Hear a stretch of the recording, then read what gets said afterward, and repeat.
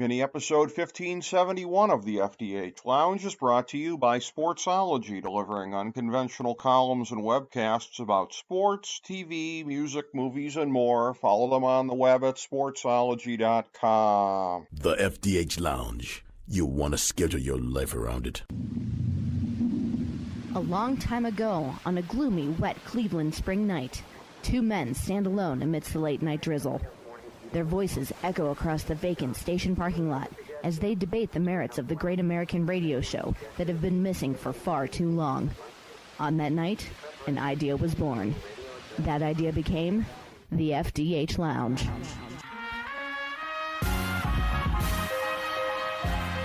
Welcome to the FDH Lounge. Hello, everyone. Welcome to FDH Lounge mini episode 1571. This is FDH managing partner Rick Morris coming at you with one of our favorite FDH Lounge dignitaries, my good pal Ben Chu.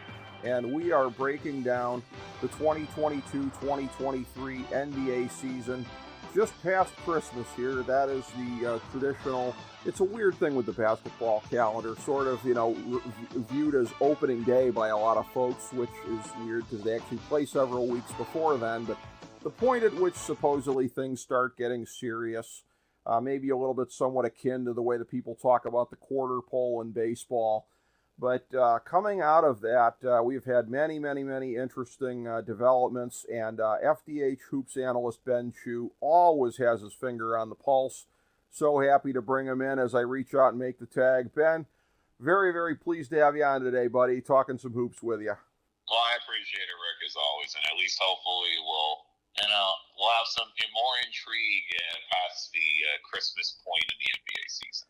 We will indeed. And one of the things that sort of started to happen over the holidays here and has kept on going, I'm going to start with this because it's the thing I think that's probably most toward the front of people's minds right now, is all of these just unbelievable stat lines we've been getting recently here. Of course, Donovan Mitchell with a 71 the other night. Of course, that near and dear to my heart. Luka's done it a whole lot. You've had, I think, Jokic out there putting up some historic nights. I mean, this is just the thing. Giannis has done it as well. Just any thoughts that you have as far as how and why this is coming to pass with so many of these things coming so closely together? I mean, maybe to an extent it becomes a little bit of, can you top this? But again, you can go out there and have the copycat syndrome and you're like, okay, well, time for me to go have a historic night. But you've got to actually go out and produce it. And therein, to me, lies the mystery. What would you say to that as far as why we're seeing so much of this recently and why StatMuse on Twitter is having such a busy time of it keeping up? Right, and I think I remember I saw a stat too, Rick. I think the NBA posted it. I think starting from like Christmas Day up to, I think, last week, there had been like 22 games of more than 45 points by single players. And I'm thinking, honestly, just watching some of these games and seeing how they've been going, it's like we are also right now probably arguably one of the most talented periods of time in the league's history with so many great legendary players just already on the floor. And we've already seen what has happened with offensive efficiency improving over the last 3 to 4 years. And now I think what we're starting to see a shift for a little bit better defense overall, but I feel like what's happening a little bit more in the sea change is that the better players are being able to do a little bit more in terms of isolation play, a little bit more in terms of pick and roll action. The big thing I've seen a lot more is we're seeing a lot of the elite level stars in today's game, guys like Jokic and Giannis and Luka, be playmakers and be able to distribute to their teammates a lot better and at a higher percentage, and that which allows their offense to be even more harder to stop because you have to then essentially pick your poison and you only have X amount of options at the end of the day. So it's a little bit, I would say, a little bit of the league sort of shifting itself back to a more balance on offense and defense. But I'm also just thinking the talent level of these legendary elite level players, and we're not even talking about guys like LeBron and Donovan Mitchell. We're just even talking about just the international guys on their own. Right, that's true. And when you factor in Mitchell, for example, here, he seems to be maybe a little bit more predictable of an example of what you're talking about in the sense of He's more sort of traditionally the height of a point guard, even though he's been a two guard since he's been in the league. But one of the observations I've had, and this was true the night of the 71-point game, was he was unfortunate enough not to have Garland next to him at point guard there, which is going to set you back. He's got to play out of position. But to your reading of it and what you're talking about here, may be beneficial to his game, because when he's got the ball in his hands, the playmaking that he is showing this year, his capacity to come in and play point guard at a high level, it is giving everybody something really tangible to think about here, that he might put it up, but he might find the open man, and maybe it'll be Mobley or somebody else killing you.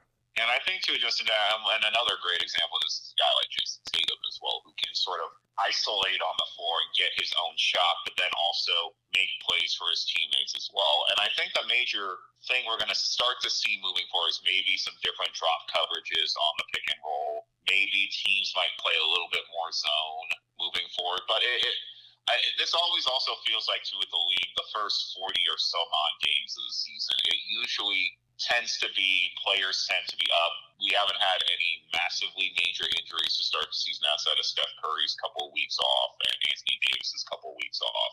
There hasn't been any major injuries, and I think we'll start to see teams and players start to slow down once we get to the back half of the schedule, and a lot more in terms of, like, when we focus on so much offensive efficiency, defensive efficiency will eventually catch up. That's true. And I think also, too, one of the things is one of the big points of being afraid in the league the last couple of years, and I think justifiably so, when you're looking at the usage rates. Look at the usage rates, particularly the peak years in Houston for James Harden, and look at how he was left to be gasping on fumes by the time his team was eliminated every year. So I think that's something that probably sticks in teams' minds as well. It's an 82-game season. It's a marathon, not a sprint. And then on the back end here, you're just going to be seeing guys not getting the opportunities to go out there and have these otherworldly games just because you got to preserve them for the 4 rounds going into June. And I also think one point we do have to make, too, Rick, is that with the Victor and Scoot Henderson draft coming up, yes, we're seeing a lot of teams that are clearly aiming for the lottery and teams trying to make the playoffs. So although we have more high-level talent in the league than ever before, there are a lot of teams right now that don't have, like, a marquee talent. That is true. That is undeniably true. And you look at it going through here, and with Victor and Scoop being out there, this is one of these things where I think it is going to significantly impact the playoff picture. I'm hearing rumors in Cleveland about some things that the Cavs are looking at doing, but all over the league, some of the top contenders out there, it is really going to be a buyer's market, because you're not going to have to give up as much in terms of tangible assets to get a whole lot from teams that are tanking. And if you have expiring contracts, it's really going to be a buyer's market out there, because that's what these teams want. They want the ability to sort of clear themselves out, and then if they don't get Victor or Scoop, they're obviously going to, take their hopes on one of the other players here. But getting a lot of, cap room available is sort of the next best thing for them as well. Right, and we saw recently a trade that Boston had sending Noah Vonleh to San Antonio, and both San Antonio and Boston waiving him and Gorgui Dieng just to clear cap space. So I expect for the trade deadline, I don't think it will be as insanely high profile as some of the other ones we've had recently, but we're going to see a lot of teams shifting mid-tier level guys like Bogdanovich, guys like, I'll throw in a name that isn't really talked a lot about, but I do think he could be on the move. Like we mentioned Sadiq Bey in Detroit. There's also, it wouldn't shock me too if some of the talent in San Antonio, guys like Zach Collins and some of the guys not part of their plan. And I mean, Houston too, they still have Eric Gordon, who's been there for a while and who could be a good piece on the contender. And then we still don't know what's happening in Utah. They've sizzled down since their hot start. But it feels like to me that there are a lot of people willing to sell off their good assets for draft picks and for the opportunity just to get more ping pong balls at the end of the day. You would think so. And I had that question put to me by somebody recently, but the NBA's kind of flattened it out here on the probabilities. But it is a thing where, again, Victor being a generational type talent. Right, and essentially, I mean, if you go down the line, he's like, you think the next would be Wade, with Spurs and Tim Duncan, and just those multi-generational generational prospects. And it feels like Victor, unless barring massive injury or just some sort of deficiency in his game that none of us are seeing, he will be an all-time legendary great player. And it would behoove a lot of teams, because we've seen it time and time again. If you look at the pantheon of champions or teams that have made the conference finals, you usually tend to have at least one Hall of Fame talent. And at least visually right now, Victor is. But we also can't forget, like you said, Scoot Henderson's going to be a good player. There's a lot of discussion about Oscar Thompson being possibly the guy that looks really good. He's going to be in the top three, but he might have the best career out of everybody. And there are a lot of guys that, are under the radar that could be where I think Nick Smith of Arkansas could be a very interesting player as well. So this doesn't strike me. This isn't what we like to say, Rick, is a top-heavy draft at all. There's still some very good players one to win. With Boston looking in the eyes of many pundits to be very firm favorite in the Eastern Conference, and Brooklyn seemingly surging up on their heels. How much credibility do you give either of those two assessments? I mean, they're both very good teams. We all knew that Boston was. I mean, let's not forget they were the Eastern Conference representatives last year in the finals. So this shouldn't shock anyone. The real question I think we had was, how much was that team success? Was that team success plus? Was that just team success, or was that just more a little bit of their head coaching as well at that point? But it seems like this year Joe Mazzulla has just kind of stepped in at that point, and just they've been working well. They've been very balanced. Brogdon's played well. I mean, Tatum for the first half of the season, first 20 or so games of the season looked like the MVP. Obviously, there's now a lot more battling for that spot now, but they're just very.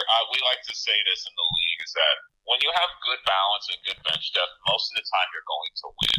Yeah. At one point, to just switch to the Nets very quickly, Rick, it's not surprising that once Kyrie got healthy and some of their bench got healthy, including Yuta Watanabe and I'm blanking on the name right now, Rick. I should know this. I should know this better by now. But okay, with them, getting Patty Mills and TJ Warren healthy too, so he's a great scorer off the bench for them. So once your depth starts to kind of figure itself out, you're going to be good. But then we both know that the Nets and the Celtics both have stupendous, talented, superstar caliber guys. And we know in this league, if you have superstar caliber guys, they can at least get you to a finals run, no matter what.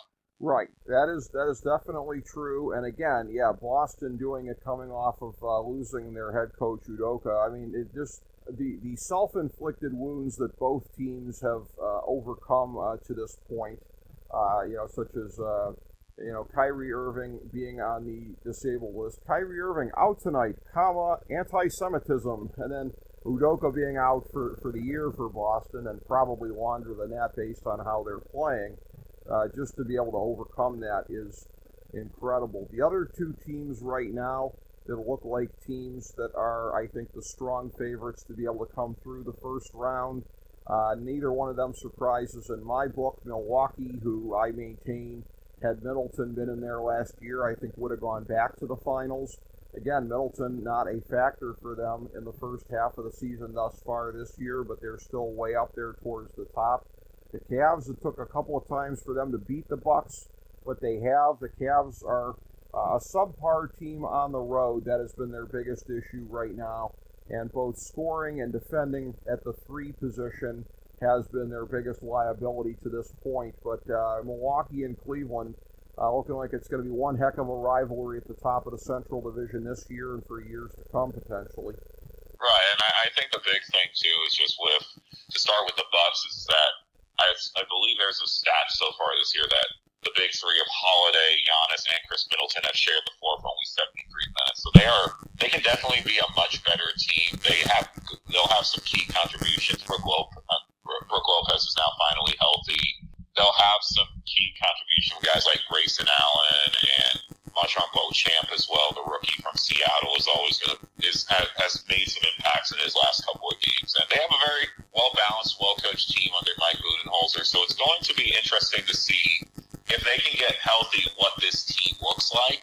Because for now, it just looks like Giannis is just carrying the team on his back and doing the best that he can moving forward. Yep. And the Cavs, I mean, we saw last year they kind of fell off the face of the earth due to all the injuries, but they have plenty of talent, and Donovan Mitchell has been playing like an MVP candidate. And again, another another very good, deep team that will have an opportunity to make a little run in the playoffs, especially if they get certain matchups that tend to fall their way. But the East, I still think, is very top-heavy with 4 or 5, and the 15 that we haven't mentioned yet is Philadelphia. But I've seen them sort of hop-bop from being really good to really bad so often. It's really hard for me to put them as a contender. But if Maxey is healthy and Harden and Embiid can stay on the same page, there definitely should be a force in the Eastern Conference as well. Exactly, and in terms of the Cavs, we've talked, you and I, a lot in recent years about the big player development successes in the league.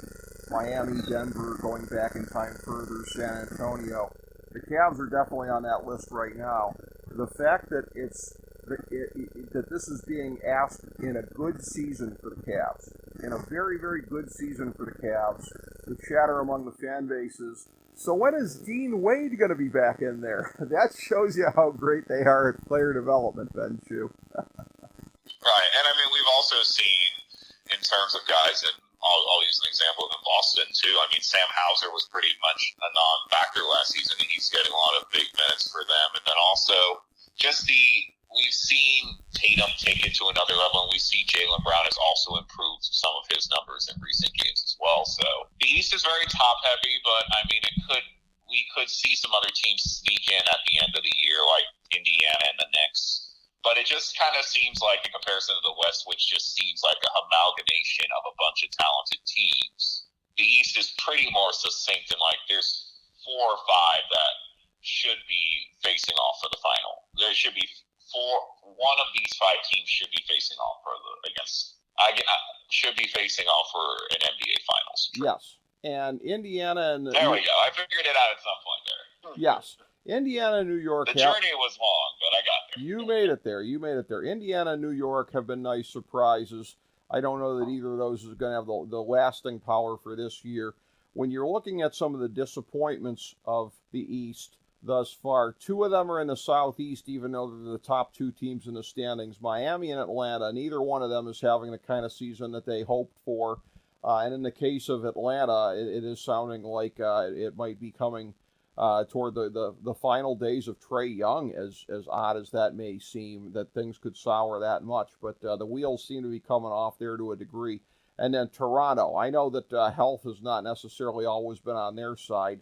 Nobody thought Toronto would be a distant last place in the Atlantic Division. So it's not all wine and roses for the expected contenders coming into the season in the East, Ben Chu. No, and just to make really quick notes on all 3 of them.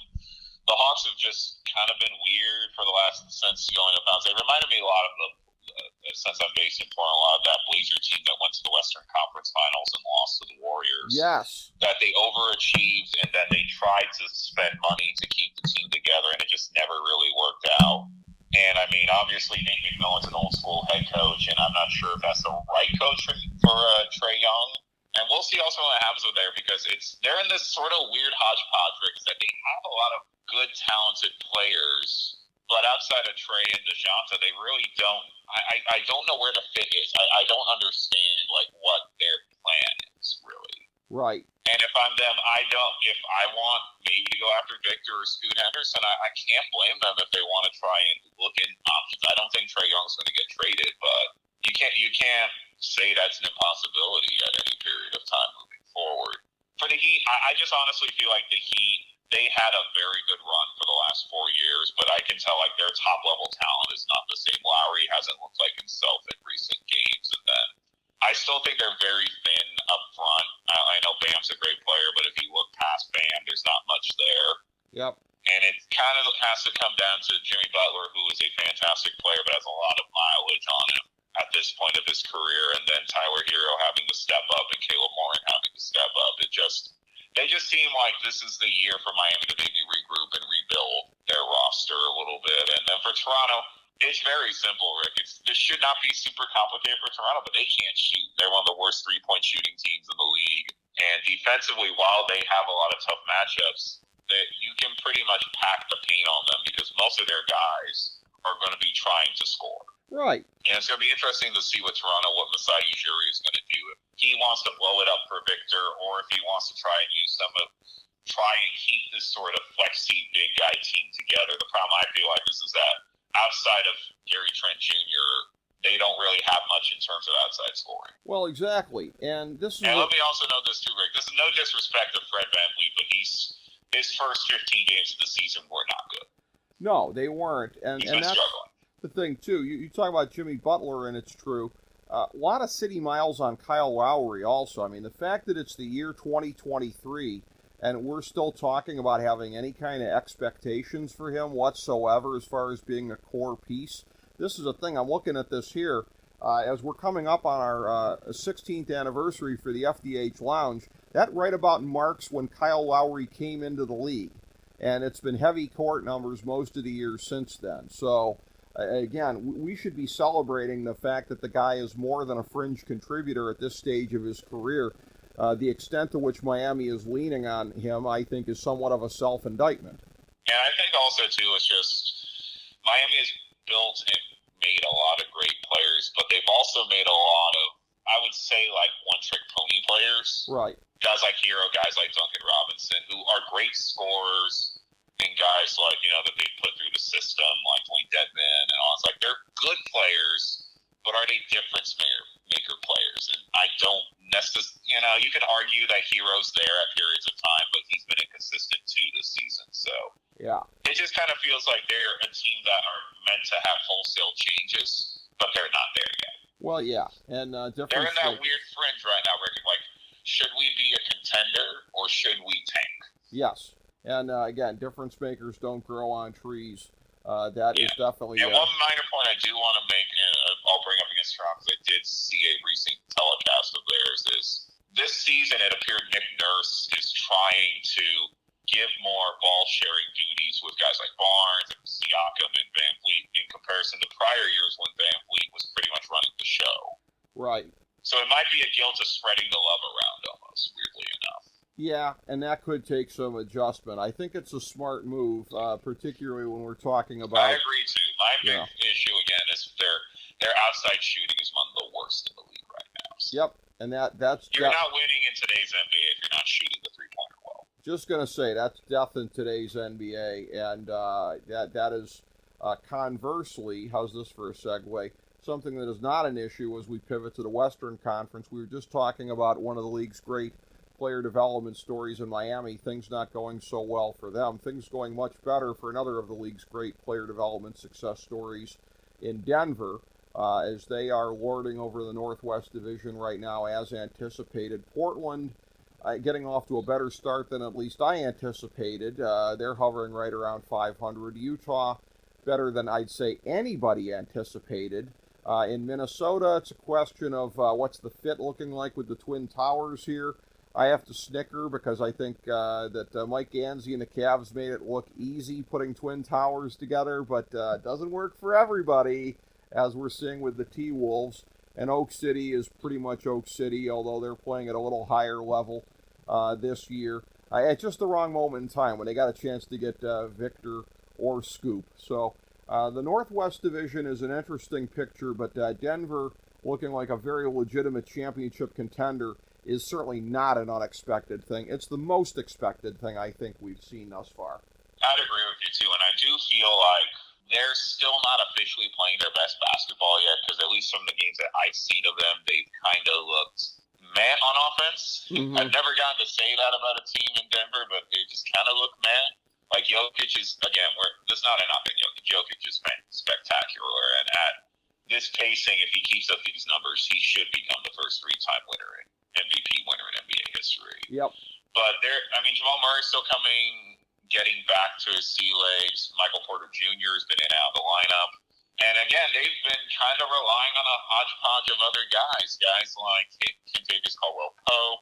Aaron Gordon's had a very good season this year. I think he's averaging now 16 and 6 with 60% field goal percentage. And the one thing that I would say, one of the guys we don't really talk about, but I feel like we need to talk about more, is Bones Highland, who has been very pivotal for them off the bench. So they've been just, I think, very, very solid, but I'm very still skeptical in a playoff series if they have enough guys, Rick Morris, enough offense. Exactly.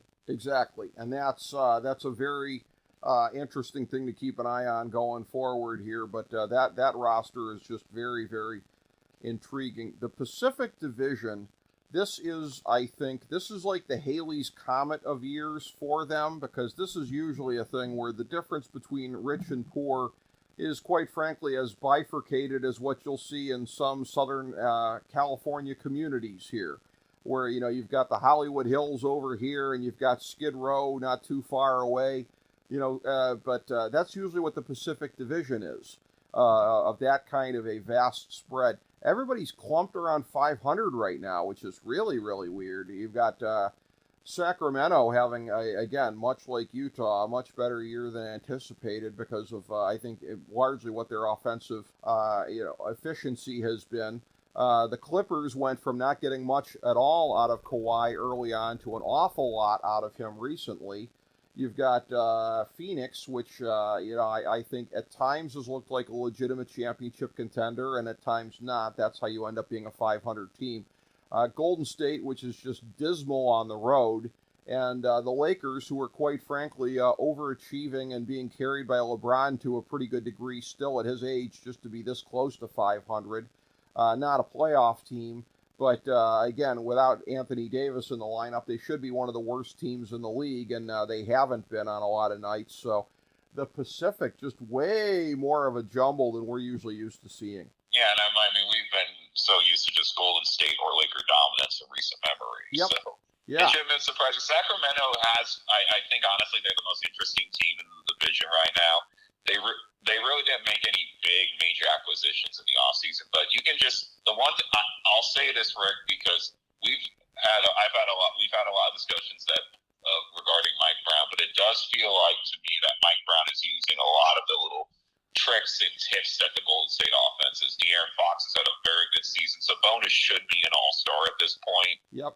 And it just kind of feels like they're this young, fun team that I always thought they could be, but they've never put it together yet.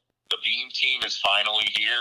But again, it's going to be interesting because you would think of the start that they've done that they'd be firmly entrenched in the playoff race, but they are only 4 or 5 games without dropping out of it entirely. So I don't know where they're ultimately going to stand at the end of the year. I mean, I'll talk about the Lakers. They could make some moves, but it feels like they're just building for the future and making the money off of the couple final LeBron years, which is totally, I understand. You can't always be competitive forever at the end of the day, I like to say in Lakerland. The Clippers, I like to say, are the ultimate Jekyll and Hyde team in the league. One week, they look like that they can make the Western Conference Finals, and last night they get blown out by Denver by like 30. Yeah. So it's not beneficial. It's not helpful for them. And then Golden State, I think we already know the story with Golden State. They don't care about the regular season. It's irrelevant to them. They just need to make the playoffs and get Curry and Thompson and company healthy. Right. So there's not really, in my opinion, much else that's really super puzzling. And I mean, with Phoenix, I think we would all like to say that Phoenix is probably the best team in the Pacific Division. But they've been dealing with injury issues with Devin Booker, and I know Aiden was out for a couple of games or two early in the season. So, and then they're also dealing with, Jay Crowder's has been a non-factor this season because he's been wanting to be traded. Cam Johnson's been in and out of the lineup. So it's been very bizarre for the Pacific Division. But I think it's still so early to tell, and I don't think we can make any real big, massive changes at this point. In terms of Sacramento, or make any mass declarations at this point, excuse me. You're right about that, that you can't make any declarations right now. Sacramento, you referenced this as far as they're not far from being out of the playoffs altogether at this point. And if you're Sacramento, you almost have to look at it, do you not? Like, this is a slightly affluent man's version of the AFC South or the NFC South. You're only guaranteed to win the division. Yeah. And I feel like, too, is that Sacramento actually has a really good, young, fun team. And they've made, even though they've made some comically bad decisions, this team is very good. And it does feel like Mike Brown has learned some of the offensive sets that they've been using. One thing I noticed, too, I remember I watched a clip by the very fantastic YouTube channel Thinking Basketball as he was documenting the improvement of Sacramento's points scoring in the paint. They're doing at least 3 or 4 points higher than they did last season. And And I feel like if you learn to get more easy buckets, and they've been getting a lot of better three-point shooting from guys like Kevin Huerter and Malik Monk, they have the opportunity to be one of those fun, interesting teams that could shake up the Western Conference playoffs. I just don't think they are there just yet. Well, and I have to say, and this is... But as we all know, they want to make the playoffs. That was the major stamp of approval that owner Vivek Ranadive wanted this year, that they have to make the playoffs. And right now they should. It's just, again, you would think the feel-good story that Sacramento is right now, they'd be further up in the standings, and they really are not. Right. Now, and again, they've got a decent amount of, at least a little bit more games in hand than some of the other teams in the Pacific as we record this. As far as it goes with Golden State, for as much as I loathe that franchise, I'm not going to take miss a chance here. I'm not going to miss a chance to take a little shot at them here. The last couple of years, I was kind of groaning, especially seeing the Cavs come together, and like, oh my God, are we going to have to deal with Golden State in the finals once we get back there and everything? Because Moody, Kuminga, Wiseman, Baldwin, I'm looking at this here. And Ben, I don't know what to say other than I think it's not too soon to start referring to the lost generation of Golden State prospects. All of these guys stepping on their Johnson to varying degrees. Wiseman to the effect of being out of the NBA altogether at one point, getting sent to the G League. So I'm not exactly sure what's happening there, and especially for a team that loves, from ownership on down, to pat themselves on the back about player development. They haven't done it with some very talented prospects. No, and it looks like ironically, Rick, the two of the guys who have been playing, three of the guys who have been playing the best for them right now recently, Dante DiVincenzo, Anthony Lamb, and Ty Jerome, were guys that weren't even outside of DiVincenzo. They weren't even guys that were even thought about to be in the rotation at this point in the season. But it's going to be interesting. I always tell people Golden State doesn't care about the regular season at this point. They destroyed both Memphis and Boston on nationally televised games. So ultimately, I feel like as long as they kind of just get into the first four seeds in the West, they'll be fine no matter what happens. And I know we'll talk about the Southwest coming up soon, but with this is the craziest situation because I've never seen it before in league history, where the difference between the 10th seed and the 1 seed in the Western Conference is only 5, I believe at this moment, 5.5 games, which, to be honest, that's not a big number. It's incredibly fluid. It shouldn't be that way through this point of the season. This is parity at its finest. We haven't seen this in a long time. Well, you and I have been talking about this, that it is a point in time here where over the course of the last couple of years, you have what have been some of the entrenched powers in the league still kind of trying to hang on by their fingernails. You have the new guard up and coming, and it's this overlap period that you're seeing. This is an extreme manifestation of it, the way it's played out over the first half of the season. I don't think it's going to be going that way through the second half of the season. But as far as the new wave of teams here in the Southwest Division, starting a year ago, Memphis firmly planted their flag amongst them. Memphis being a team that you and I both had coming out of the Western Conference this year. You've got New Orleans. Had we all known that Zion was going to be back and able to play as much as he's been able to go, maybe we wouldn't be as surprised as we are about how they've been going. Dallas, still in that mix the last couple of years. Really ever since the bubble, they've been a legitimate fringe contender in the Western Conference through Luka and whatever pieces they're putting together around him. San Antonio and Houston both in the tank at the bottom here. So this is the one division in the Western Conference that has some real bifurcation to it. You would have thought that the Northwest there would have been a little bit more, except Oklahoma City has rallied a little stronger than we thought they might this year. But the Southwest Division, aside from, I would say, New Orleans being better than we would have thought at this point in time, and again, having said that, though, I'm going to put an asterisk on better than we thought, because if we knew Zion was going to be in there, we would have said on paper this is one of the best starting fives in the league, and it is. But again, this division has just been really fascinating with those three powers in there, and it's going to be great watching it play out over the rest of the season and into the playoffs. Right, and I think the major thing too, Rick, just in general with the Southwest, is that we know Memphis was always going to be the class of that division, and they've just shown to be just as spectacular and incredible as previous two. But we've seen the Pelicans, who have been very, they do what they do. I mean, Zion, despite getting injured recently, they've been fantastic. Brandon Ingram's played well when he's been healthy, but it's pretty much the story of, like, if you have Zion on your team, you're going to be a damn good team. And then C.J. McCollum, and their bench is still very good. Guys like Jose Alvarado, Herbert Jones has been good.